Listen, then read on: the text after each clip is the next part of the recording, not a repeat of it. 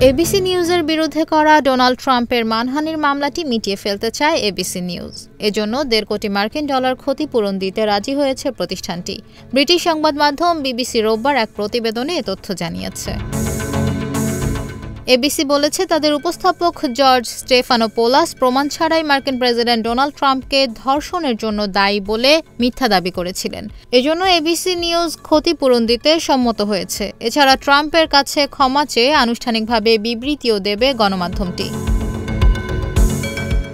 BBC জানিয়েছে ABC news ক্ষতিপূরণের সমুদায় অর্থ প্রেসিডেন্ট ফাউন্ডেশন অ্যান্ড মিউজিয়াম স্থাপনের জন্য দেবে। এছাড়া ট্রাম্পের আইনি খরচের জন্য $10 লাখ দিতে সম্মত হয়েছে এবিসি নিউজ।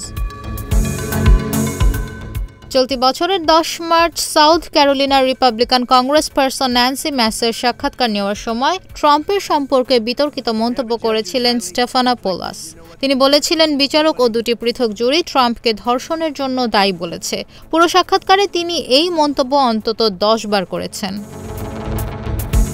এরপর এবিসি নিউজের বিরুদ্ধে মানহানির মামলা করেছিলেন ডোনাল্ড ট্রাম্প। এই মামলার মীমাংসার বিষয়ে এবিসি নিউজের একজন মুখপাত্র বলেন, মামলাটি নির্ধারিত শর্তে মীমাংসায় পৌঁছেছে বলে আমরা সন্তুষ্ট।